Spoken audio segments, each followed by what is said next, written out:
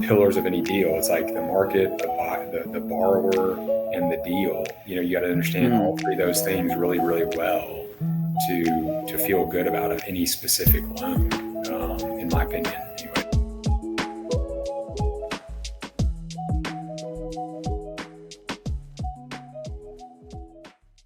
What's going on, everybody? I'm so excited to be back again, y'all. We got another episode in the pipeline here for private money lending. Hey, make sure you get educated before you lend out money. Again, this episode is for educational purposes. We're not giving legal advice or anything, but definitely worth the knowledge here. Today, I have Marshall. Hey, Marshall, thanks for being here with me, man. Thanks for taking time out of your day. Thanks again, man. Yeah, no, thanks for having me. I'm excited to chat and kind of get into my experience and just talk about it. Awesome, man. Well, Marshall, we've all started at one place, right, in our real estate journey, whether it was a first time fix and flipper, first time I'm going to be a landlord, I'm going to get that first rental property under my belt, whatever that is, maybe wholesaling. Tell us a little bit about Marshall, man. Where did your journey begin in the real estate space? So yeah, I'm from Nashville, Tennessee, and I kind of got out of college, got to work. I was formerly a CPA, so worked as a CPA for about 10 years.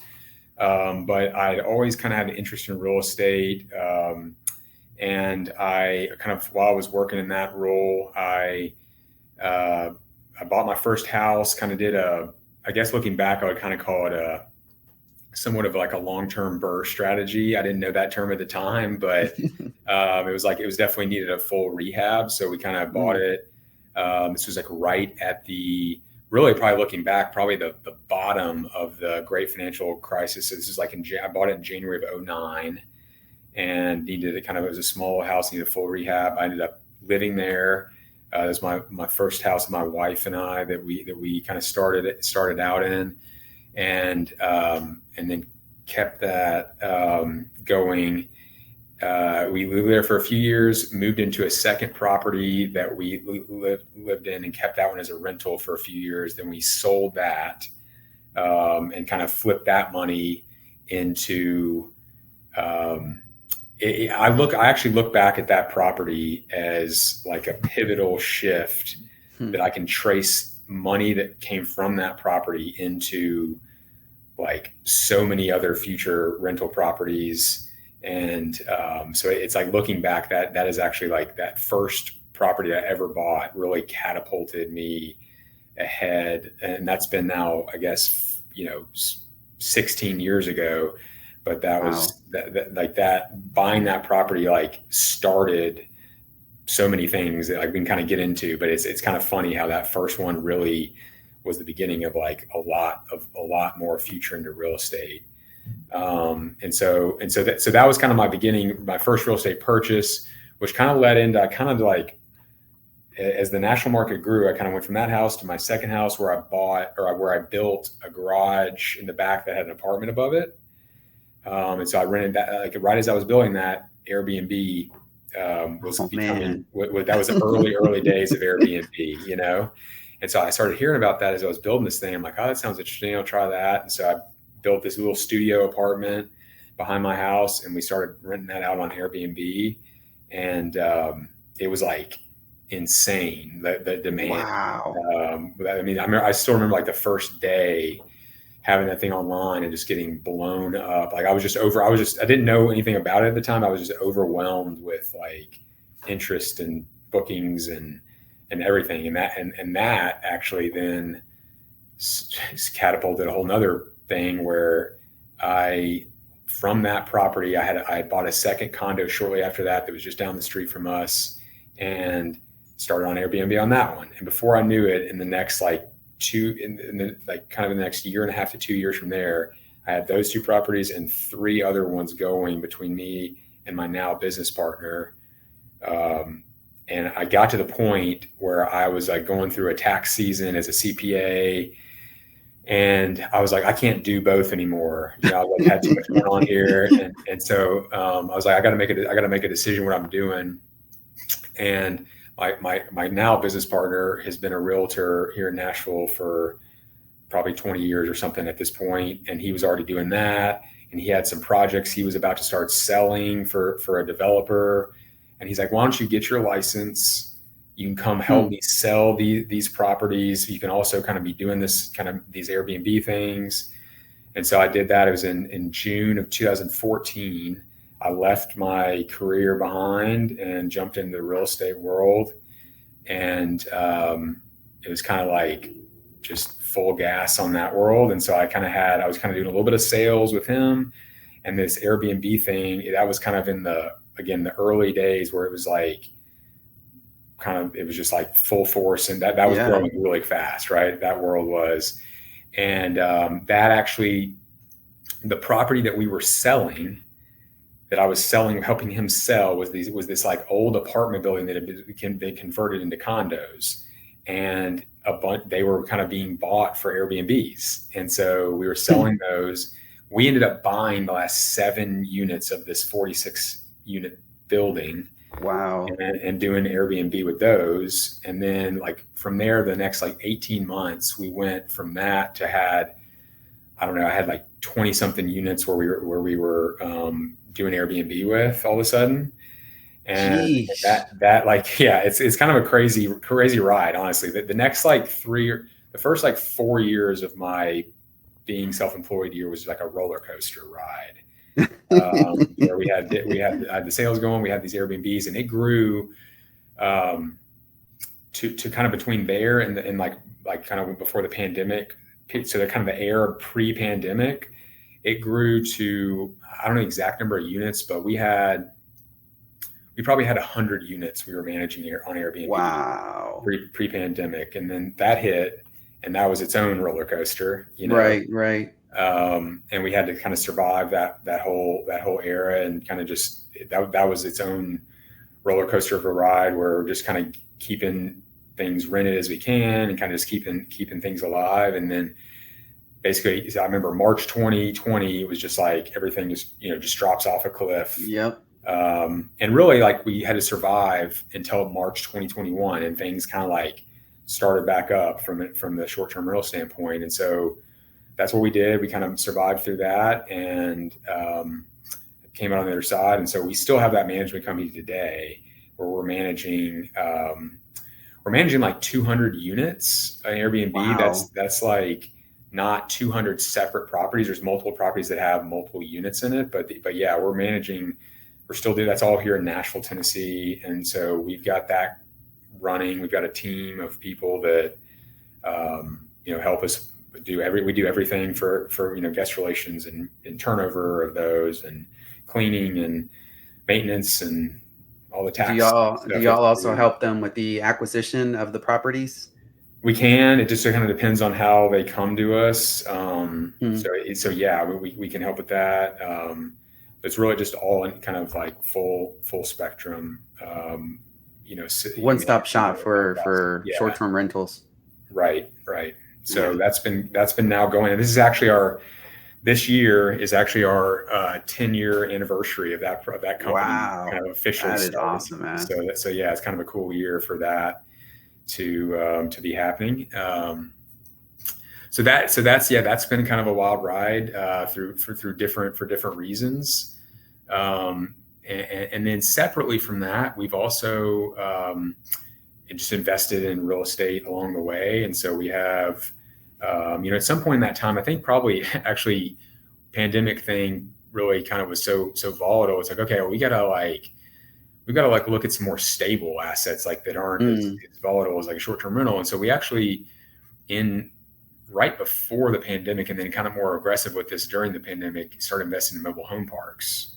And so we've also kind of over the last, I guess now 6 years, been invested in those, and we've had as many as 12 mobile home parks here in Tennessee and Kentucky. We actually sold a few of them off a couple months ago. So we've sold. Wow. So we've got 7 parks now that we currently own and operate. But that's been kind of its own separate journey, is going through that process as well, kind of in addition to the Airbnbs. And so So we got those. Those have been great stable assets. Kind of a counterbalance to the short-term rental world can be volatile. Yes. Just seasonal and all those things. So that's kind of been a good counterbalance to that. And we just got some local, rentals here in Nashville as well that we've had over the years. We own the office. We operate our residential, our short-term rental management company out of. We own some houses next to it. So we own like a little block of property there here in Nashville. And so that's kind of like been the last decade or so of our real estate journey. And it's been like, it's kind of crazy to think it's a decade has taken us here, but it's man. here we are. Well, that is a amazing like accomplishments that, man, within that decade period, just from you being able to acquire that first property, right, that needed work in it, you were able to fix it up and then took that leap, right, and leave it as a rental and then acquire the next one and then just keep compounding from that. Because I wanted to go back and take you to that moment, right, where you made that decision to potentially sell that house or make it a rental. A lot of people fall in that comfort zone, right, where it's like, well, we just got our home, it's okay, it's probably you're debt free, or maybe it has a small loan, right? Why go assume more debt? Mm-hmm. Take us back to that step, right, when you make that decision to say, hey, we're going to turn this into a rental, we're going to acquire a next one. Because was it something you heard or a mentor that showed you, or were you just like, something's telling me I need to make this move? Yeah, that's a good question. I think looking back, if I kind of think back to my mindset at that time, I think I was in the mindset of like, okay, I'm gonna acquire these rentals over time, and they'll pay themselves off over whatever period of time, and then you'll have that rental income, and that'll build, and that'll be this kind of side thing that I build. At that time I had my other career. And so I think I was in that mindset, and I did have I've got a good family friend that I've known my whole life who, he's much older than me, but is here in Nashville and kind of did that over time. I mean, he was kind of had his career, but he just kind of kept buying rentals. It was just kind of more of that, like, you just kind of keep doing it. You just kind of that's what you do. That's what you do over time, and they just kind of build. And so I think I just kind of had that mindset at that time. So it wasn't even really I don't remember like having a big like, should we do this? Should we not? It was like, it was just kind of like, that's what we're doing. I'm that's awesome. Keep this, and I'm buying it. It was more of just like, it wasn't even like, should we not? It was like, that's what we're doing. Kind of a mentality at that moment in time. Like, I'm not going to take that equity. I'm keeping that there. I'm just going to rent it. And so I got into that next house, and that was where kind of that when I was in that next house was when some of this shift happened, where I left my job and all that. Then that kind of catapulted that whole story I just told you. And so that's when I then ended up selling that previous first house, because I used the equity to then buy part of those 7 units that I mentioned earlier. And that was kind of what I meant earlier, where I said that kind of catapulted that, because that catapulted me into owning like part of 7 units. Wow. And then we owned up to like 18 of those units in that 46 unit building at its height. And so that was kind of what I meant by catapulting it into more, which then even we ended up selling those 18 units over some period of time, which catapulted me into the mobile home parks. And so that's kind of what I meant earlier, where I said I kind of traced back all that to that first house.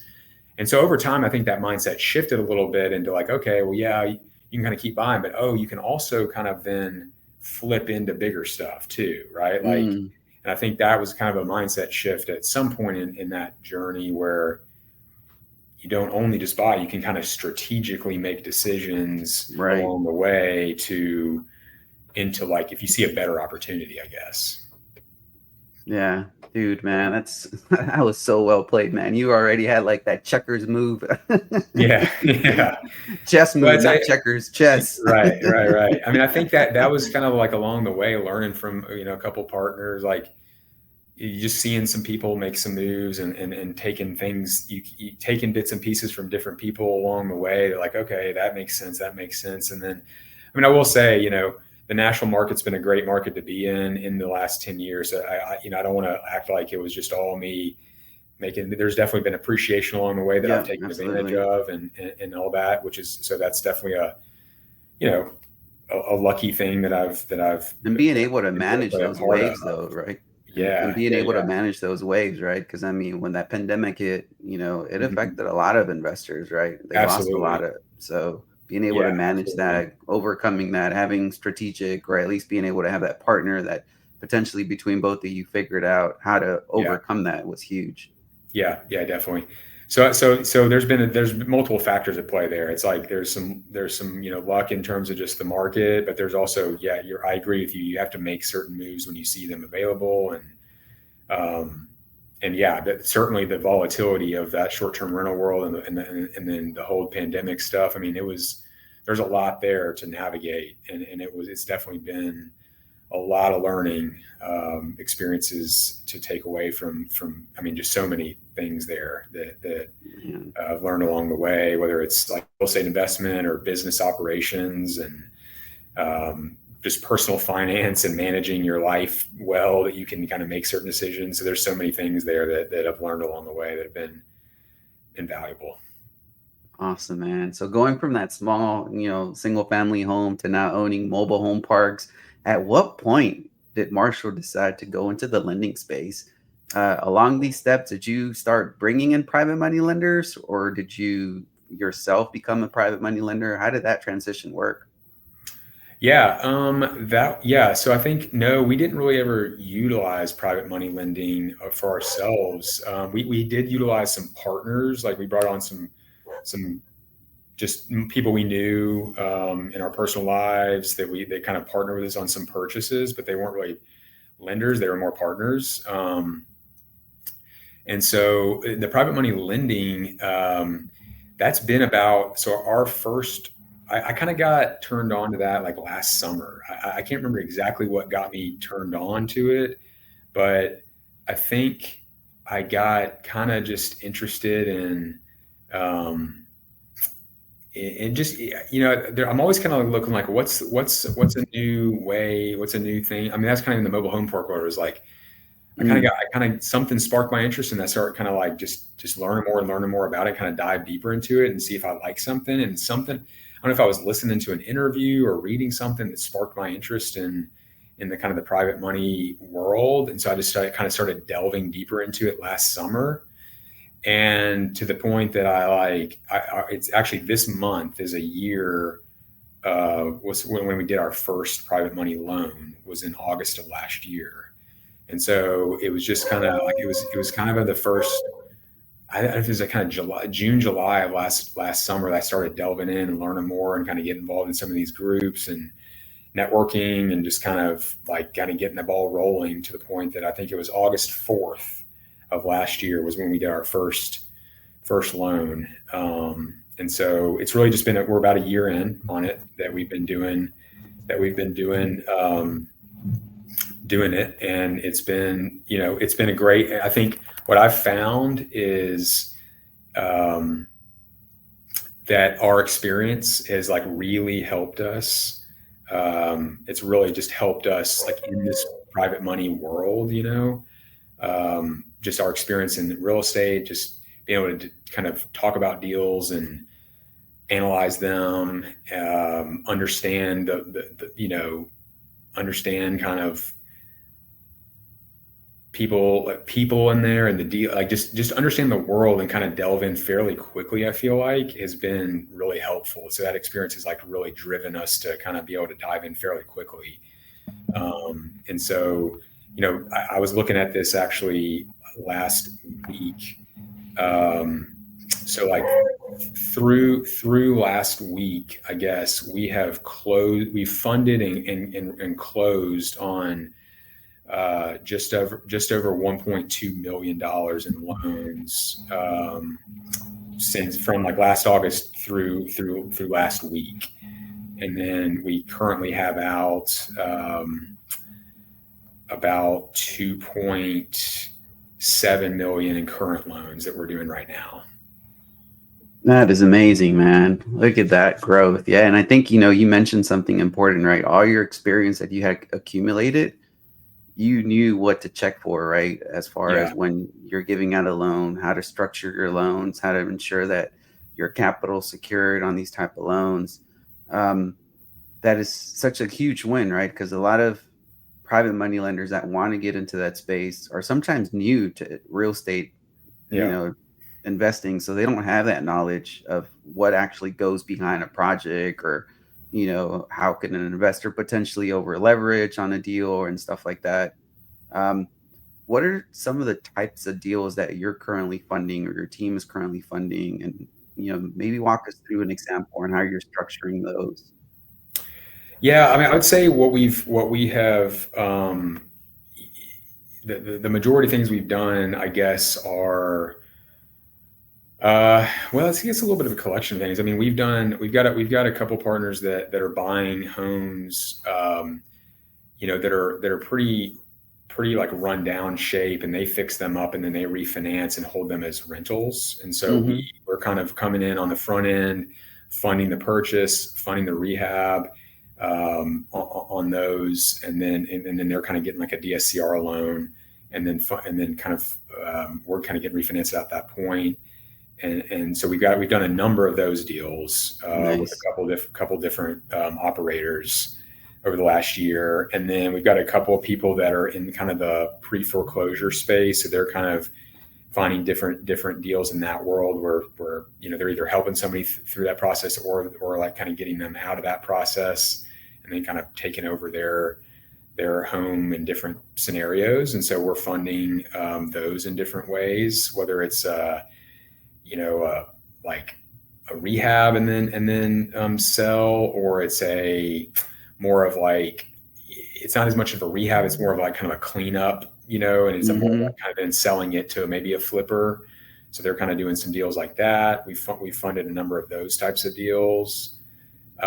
We've got a couple of people that are in the, new construction space in some markets that we like, and so we funded some land purchases, and then they kind of use that land for a construction loan, or we funded the full construction of that home. So we've done a few of those types of deals. Um, those are probably the majority of the deals we've done so far. And then the current ones we're in, there's a lot of the same thing there. That probably, yeah. I mean, recently we've kind of come across a couple of people that are in the mobile home space. So we just this month funded a guy who does like mobile home flipping, and so he finds like mobile homes that are, somebody's either selling for different reasons, but then he kind of sees value there. And so whether that takes some fix up or not, he's just basically like buying and selling mobile homes. And we understand that space a lot because of our mobile home park Yeah, background. And so absolutely. we were kind of Is he excited about acquiring like full mobile home parks and just this guy. going in No, there? this guy is just the homes themselves. So he'll find, he Okay, may be in a park, for example, but he'll just buy the home got it. from somebody, and maybe it needs some cleanup, clean out, maybe a little repairs, and then he's flipping Yep, that yep. and making a profit. And we're just kind of partnering with him on that. So, Awesome. that's something really, that's a newer partnership we're excited about because we understand the space and it makes sense. And, we think he's got a good like stream of demand there. We think we really focus, one of our kind of, I don't know, you could call it like kind of pillars or foundations of things, deals that we look for, is really like things in the affordable housing Mm, world. And that can mean a lot of different things. That can mean mobile homes or mobile home parks. That could mean right. these homes that these Section 8 homes these guys are buying, where these homes are like unlivable. Then they do a renovation on them, make them in good shape, and then they're affordable rentals. They hold them as rentals, Mm-hmm. but they're for affordable, um, areas and rents. And we just, and and then that can even mean like this new construction guy is building new homes, but they're kind of on the first home buyer price point. So, Right. they're selling in that price point for that market. And so we just think like we just believe there's kind of like unlimited demand in those worlds, for one thing. And then two, if you kind of, you just can't, especially these, I mean, this guy's buying mobile home parks for, single thousands of dollars, right? And then selling them for, in 15 to $25,000, like you just can't find housing at those prices. And so Exactly. we think there's a lot of safety, a lot of stability in these worlds where it's affordable for people. And so that's something that we know and are comfortable with and believe in. And so I think that's kind of like I said, that's a foundational thing we look at when we're looking at different deals, is what world are these people operating in, and do we like that world, not just this deal specifically like that. And so I think that's something that we really kind of hang our hat on in terms of how we like, is this a deal or an operator we want to work with? Is are they in that world, or in like what world are they kind of operating in? Yeah, I love the way you mentioned that, man, because it almost seems like what purpose, right? What's their purpose behind acquiring this, right? And solving affordable housing is one huge need right now. Yeah. To your point, whether it's a manufactured home, or whether it's a small single family home that can provide, affordable housing for somebody. And even you mentioned earlier that foreclosure, right? Being able to help homeowners in those situations. That's also a huge need there. I wanted to go back to the way you structure, right? Because from what it sounds like, you're focusing primarily on first position loans, right?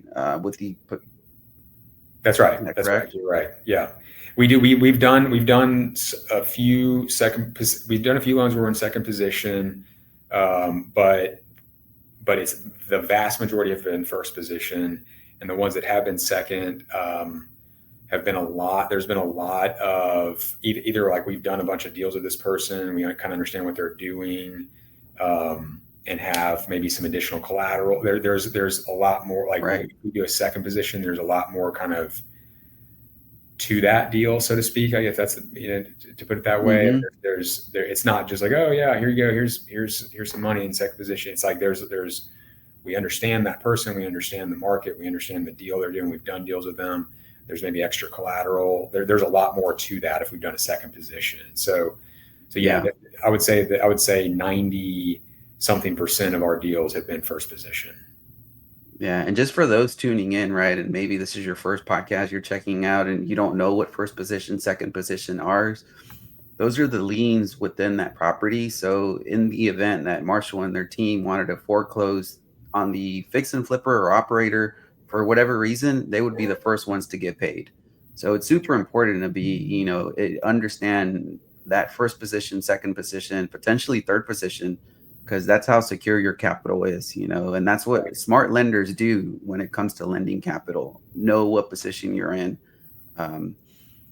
Yeah, absolutely. And I mean, just even to dive in that a little bit, I mean, I think that's where some of the experiences come in handy, is just understanding some of these terms and documents that are in play. I mean, when you're lending on a deal, you want to kind of look at it, make sure you understand what's already in place on the lien. Look at their title report. Make sure, there's all these documents that you need to make sure you're putting into place, and understand what you're looking at when you're looking at the document. Does the title report show clean title?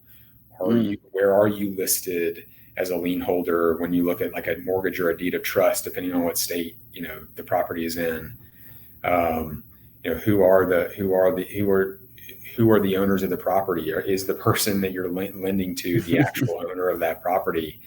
So I think these are all really important. And you can hear horror stories if you kind of go out there online and start talking to people where they just haven't really understood some of these documents. You start just handing out money, and you don't really know who you're working with and what they're doing, and it's really important to kind of understand not so many things: the borrower, the market, the deal itself, kind of the documents that support what that deal and how it's being funded, and all those things. So there's really, it's kind of like the pillars of any deal. It's like the market, the borrower, and the deal. You know, you got to understand all three of those things really, really well to feel good about any specific loan, in my opinion, anyways. Yeah, man, you said pillars are reminding me of a three-legged step stool, right? Yeah, In order for it to right. stand up, you need those three pillars, right, to be able to Totally. support it. Yeah. Market, borrower, and the deal. Hopefully, Yeah. everybody took notes on that, guys, because it's so important. If you have a question on any of those three pillars, you need to ask more questions. Just Totally. don't assume anything, especially if you're lending your own money, or regardless if you're using 0% business credit, or whether you're using self-directed RA money, or whether you're using other people's money. Understanding those three are super important. So yeah, thanks for Totally. breaking that down in such a simple way where we can all picture it. Yeah, no, I mean, I can't even take full credit for it. I got one of the first guys I met during this process, kind of a year ago, really helped me kind of look at it that simply, because it's funny, even having the experience, you kind of get into the lending side, and you're looking for a transaction. I mean, I've been primarily a buyer of real estate, and mostly, and so I kind of always looked at it from the buying standpoint up until last year, and sold a couple things here or there, but then you kind of look at it from the lender standpoint, and it's like it's the same transaction. You're just looking at it kind of from this other side, this other what ifs, right? More what ifs. Yeah, there's a lot of what ifs, and so even looking at the documents a little bit differently, the closing document, the deed of trust, the promissory note. It's like you're the other person on those documents, right. And so he really helped me when he said those three things. And it's really helped me since then, really kind of look at, because really, and you said it right, you need all three of those for that stool to stand upright. And it's so true in this instance. I mean, for example, if the borrower can be the best borrower they are, and they do all the right things, and the market can be a good market, but that deal, that if they don't buy that deal right, or they didn't do their budget right, the deal's not going to go well. And there's a problem. Right. If the borrower is good and the deal is good, but the market kind of tanks, hey, they may have done a good job on it, but the market's just in a bad spot right now, and then you can't really correct a market on your own. And then if the deal on the market are good, but the borrower is a bad actor, you're in trouble. They could run off with their money, or they could just misuse the funds, or whatever. So anything can go wrong if one of those things is bad. And so you really have to look at all three of those every single time. And keep monitoring it. Just because the borrower is good this time doesn't mean they're going to be good the fifth time. And so, and I've had to remind myself of that, because I've got multiple people we've done multiple deals with, and I've got to you have to keep in mind every time, you've done a deal with this person, and that's definitely a positive thing, but make sure it's a good deal. Make sure the market's still a good market, and you have to kind of keep yourself diligent and kind of cautious every single time you're going into one of these deals.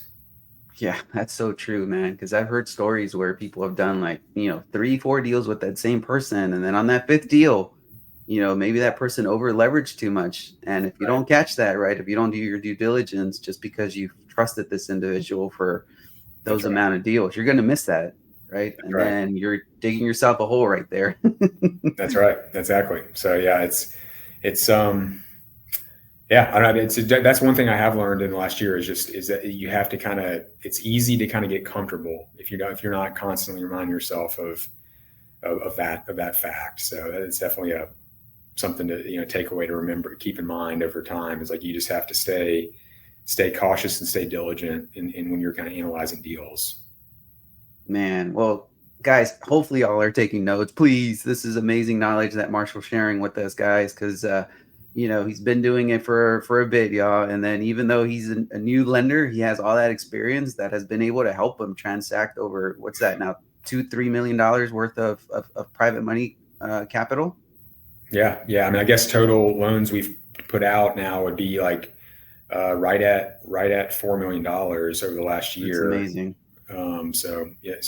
That's we've kind of been able to grow it fairly quickly, just through some good relationships we've been able to build, fairly quickly. And it's been really great, so far. And we feel good about the loans we have out now. And so, we're excited about it, but it's a constant it's a constant thing that my partner and I say to each other of just staying. I mean, I analyzed the deal this morning, got on a call with a potential borrower this morning, and kind of was on the fence about it. And we just kind of look at it, and we're like, hey, we're just not. If we're on the fence, we're not going to do it today. And so I think it's like that's a good example of just staying. Just kind of staying true to that, looking at all the factors and everything, and I was kind of looking at those three things: the market, the buyer, and the deal. And it just it wasn't quite right, and so we passed on it.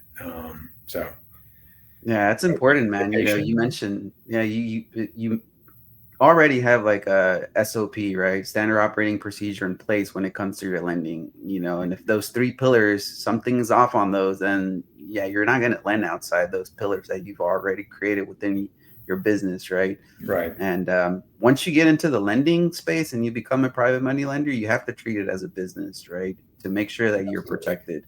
So thanks for sharing that, because it's so important. We get so many deals, right, that get thrown at us.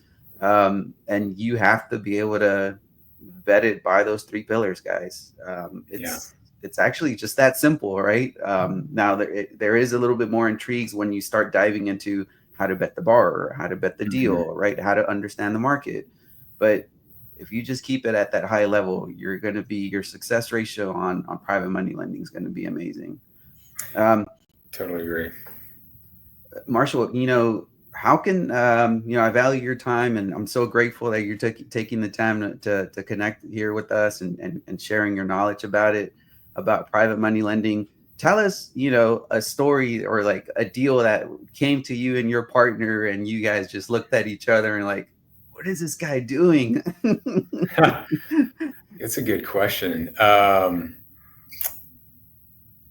Let me think on that one for a second. There's probably been a few of those that I've come across. I mean, there's definitely been. I'm trying to think of more like a good story one. There's been multiple occasions where people are trying to. Well, I got one the other day. It's a good example where it's like he's got multiple pad split deals that he's doing. And he's got them in place, and so they weren't pad splits. They were he's doing like he had wrapped them, so he bought them kind of fit, and he was doing like a wrap, and he's got multiple of those in place, and he's like looking for some liquidity, and so kind of sending out a deal and for a private money loan on 3 or 4 different properties or across 3 or 4 different properties, and sent me a packet, and I was looking at it and it was like, it's just like, it felt rushed. Like the packet. And there was like some multiple, I'm like, hey, I sent back like kind of a list of questions, and these numbers aren't lining up, and this one's not, like I'm not understanding this, and what position will we be in here? And so the response back was like, oh, sorry, I think he had kind of used some chat GPT, and they like put together the packet, and maybe they kind of went wrong or something like that. And so that would almost be maybe a tip to people. Like if you're looking for private money, is like, first impressions are everything. And that was like, okay, like mistakes happen, but like, right. Now it's like, okay, do you know your numbers or do you not? And what are the real numbers? And so I think I would be like, just more of a takeaway is like, hey, if you're looking for money, you want to make sure like what you're presenting, you've got, your numbers, like if it's a property, you the property well, you've really like, you can show me when we're talking, I'm asking you questions, you've like thought through everything and have like, you really like, you've analyzed this deal 10x more than I have, hopefully. Right. Right. And so like even this morning on the deal, I got on a Zoom call about, and I was asking a few questions, and she I'm like, hey, so this is how much, because she was going to add some square footage. I'm like, how much are you going to be in at the end? And she didn't really know, and the number she was saying wasn't quite right. And it was like, what are you going to be doing? And I was asking a few questions, and it was just clear, like, okay, we weren't that. I mean, like she knew the property, but not like I kind of knew it better almost in 12 hours of kind of looking into it than she did. prior. And so that gives you as a lender, like, not a great feeling if me as the lender knows more about your property than you do as the person that's going to be buying it and kind of putting your sweat equity into it, or your hard-earned money into it. And so that would be something where that's not like maybe not a great like wow story for you, but that's like a takeaway. I think we've had that over multiple occasions where we've been like, we're not Absolutely. interested, So I would say, like, when you got to, I mean, for yourself too, like, don't you want to know about the property that you're investing into? You want to really, really know it and really, really like have been thoughtful about the flip you're doing or the rental property Right. you're buying, or whatever that your path is there on the property. I'd really encourage people to really digest those numbers, especially if you're new, like, and you're a new flipper, or you're a new landlord, or you're new whatever, you're getting into something new. You really understand what you're doing, and all the aspects of that, and know the numbers behind it. The numbers are everything on these deals. I mean, what's my loan to value going to be? Do you know? Like, can you tell me that, or do I need to know that? Or, and so, like, is that a good LTV, or like, what does that look like? And so, that would probably be the biggest thing that I would have come across, that I would say has turned us away from deals. Yeah, that's so good, man. You mentioned, like, as somebody that's going to go and look for capital from a private money lender, you nailed it, right? You have to understand what type of project are you getting into, man. Do the numbers Yeah. even make sense, right? You just can't put it in ChatGPT and be like, hey, this is what ChatGPT told me. And not research it a little bit more from that. So such a good point, man. And right now, the idea that you could do things with zero money out of pocket.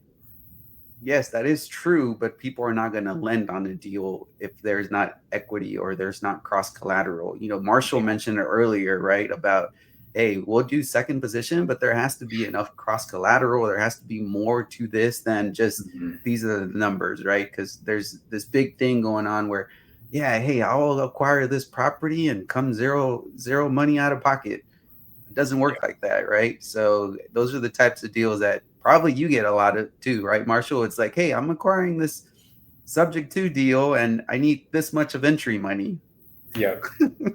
No, and I think the big thing there on one of those is like, where's the equity here? I don't get like where like that's been my issue with a lot of those deals that I've been presented is, I don't see I'll kind of say that I don't see the equity here to pay me back, and they'll be like, well, we can kind of give you some more cross collateral, but it's like, yeah, but I don't see the equity on any of these properties. So it's kind of like, yeah, it's great to say I've got 5 properties backing up this loan, but if none of them have equity to pay that off, then it's irrelevant. So I think you just got to really you got to comp out your properties yourself, make sure that like they don't just take, hey, this property is worth 350 and because we say so, type of a thing, right? Like, do you think it's worth 350, or do you think it? Is it worth 350 after you pay out commissions? Say you have to take over the property or foreclose. Like, what's it really worth after all the time and effort? Because I think it's like, what's the worst case scenario here, and how am I going to get my money back? Exactly. That was another thing I was going to say a little bit ago that I'll touch on real quick. Is I think obviously we all want to kind of make as much money, so to speak, as we can in whatever endeavors we're doing. But in this lending space, I think there's also there's a factor of like preserving capital. That's just as if not more important than the rate of return that you're going to get paid back, right?